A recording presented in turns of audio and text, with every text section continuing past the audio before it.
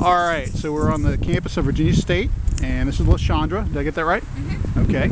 So Lashondra, what we're doing is we're just doing a real general survey, basically just some cultural assessment questions. Real easy. It's not multiple choice, unfortunately, but real easy to answer, and it'll only take a few minutes of your time, okay? I know it's cold, so I'll try and hurry.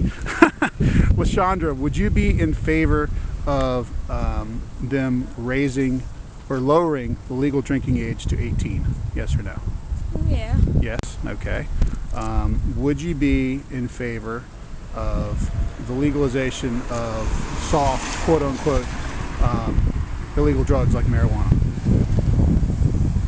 I don't see why it should be legal. Okay. You don't see why it should be legal or illegal? I don't see why it should be legal. Okay. All right. Fair enough. How many times would you say when you're driving do you text while you're driving? Never. Never. That's good. That's a good one. I like that. Okay. Are you familiar with George Lucas, who made the Star Wars movies? Okay, you've heard of Star Wars before, though, right? George Lucas was actually interviewed in a Time magazine article, and he said that he made the Star Wars movies to help people think about God. Okay. On an average week, how many times would you say that you think about God? Every day. Every day. Okay, well, that's a good answer. All right, so let's hone in on that a little bit. If you were able to ask God just one question, and one question only, what would you ask him?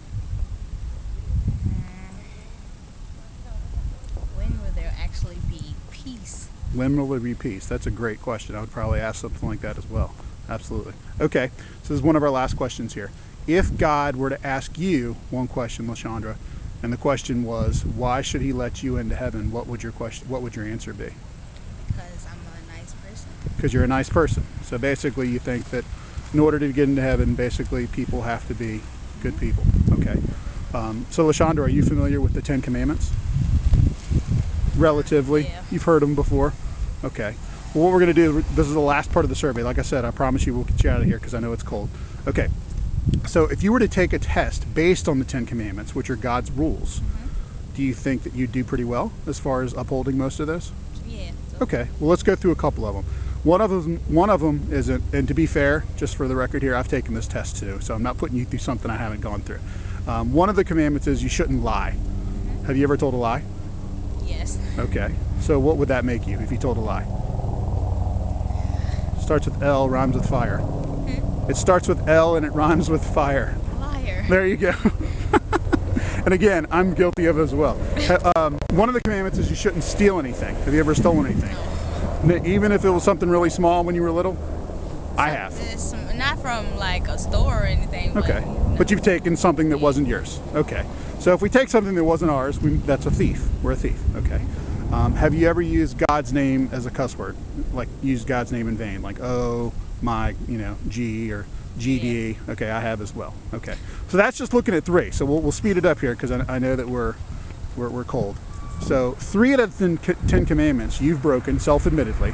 So you're a self-admitted, I'm not judging you, but you're a self-admitted lying, thieving, blasphemer at heart. So am I. So based on that standard, if God were to let you into heaven being a good person, do you think that he would consider you to be a good person based on his rules?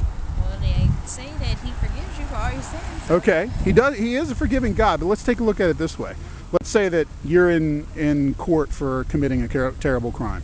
Okay, you're definitely guilty. There's no doubt about it. Okay, and the judge is about to say, okay, you either pay me $1 million or I'm sentencing you to life.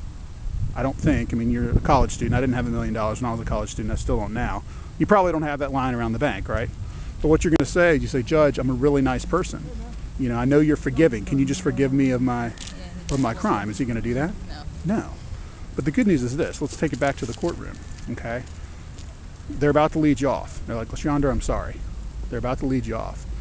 But all of a sudden, somebody you've never known, never met, have no idea who it is, says, Judge, hold on a minute, as he busts through the courtroom. He says, I sold everything that I have, and I gave all that money to the court. I just paid Lashondra's $1 million fine. The judge looks at you and says, okay, you're free to go. That's essentially what God did for you. So he is a forgiving God, but it cost him a lot. What he did was he came to earth in the form of his son, Jesus Christ, 2,000 years ago. And Jesus Christ actually took the punishment that we deserve. Okay? So it's not that he just overlooks our sin. He had to punish the sin because he's 100% just. And the way that he overlooks that and the way that he punishes that is through his son, Jesus Christ. Does that make sense? Okay. Well, I just wanted to ask these questions for you. We're just compiling these answers. Is it okay if I use this information? I'm not going to put it anywhere. You're not going to be, no one's going to be looking you up or anything like that. All right? Well, Lashondra, I really appreciate your time tonight. You're welcome. You have a great night. You too. All right. That's a souvenir. Have a blessed night.